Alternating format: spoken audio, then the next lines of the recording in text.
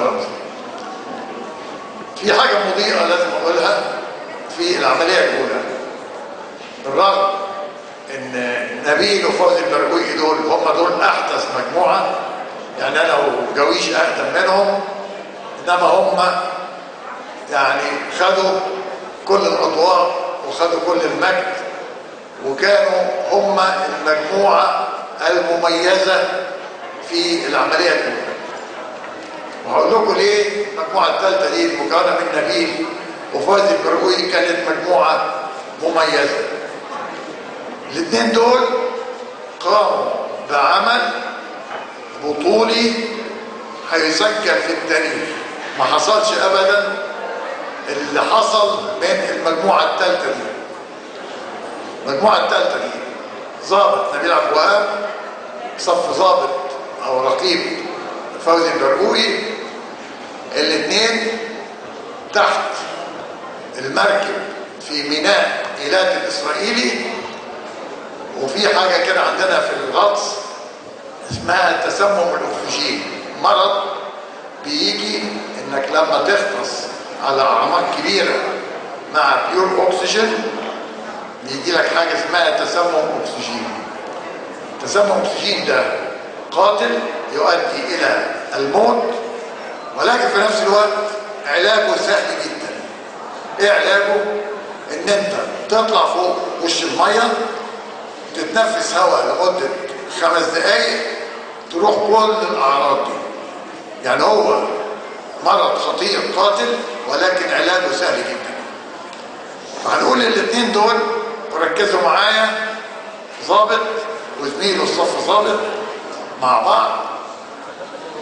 صف ضابط جاله أعراض هذا المرض، حس بدوخة، وهذا لو انت استمريت تحت المية الدوخة دي بتزيد وبعد كده بتموت.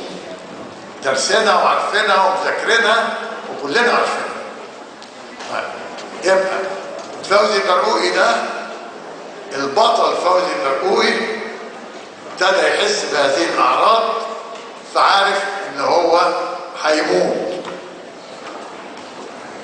قدامه حلين: يا يطلع فوق الميه وينفذ بحياته وبس هيتنفس هواء مش هيحصل له حاجه خالص، او الحل الثاني هيكمل مهمته وهيموت. اختار ايه؟ بالظبط اختار الحل الثاني، عارف انه هيموت ومع ذلك كمل، والدوخه جت والاعراض كلها جت، ابى انه يطلع فوق الميه عشان العدو ما يكشفش العمليه، وحط اللغم بتاعه وربطه واستشهد ومات.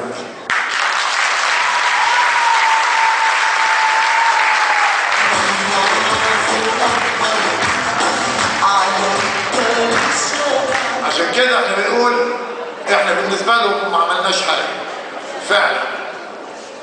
زميله الضابط نبيل عبد الوهاب اللي واقف جنبيك والجنبي ده، التعليمات زي ما قال الاستاذ هاني: زميلك يموت تسيبه وتمشي.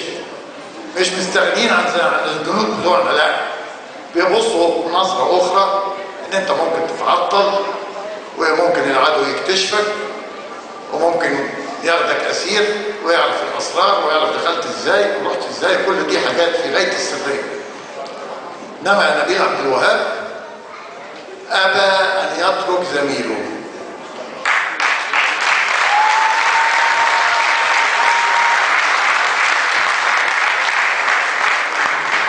طبعا انتوا مش فاهمين يعني ايه واحد في عمليه بعد 10 ساعات من المشقه والسباحه والمجهود الرهيب، وبعد كده انت نفسك خلاص يعني انتهيت، فتشد زميلك مش كيلو ولا 2 ولا 3، لا 16 كيلو لغايه لما وصلوا البر الثاني في العقبه.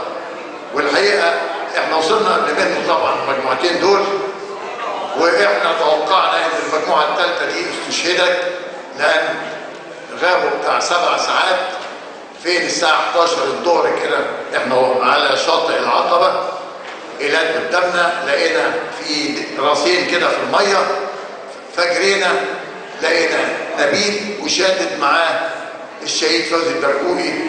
ولا أنسى أما قلت له يا نبيل أنت الراجل مات استشهد ما سبتوش ليه؟ رد لا يمكن أنساه، قال لي أنا ما حبيتش إن العدو ياخد جندي مصري ولو هذا الجندي كان جثة هاملة.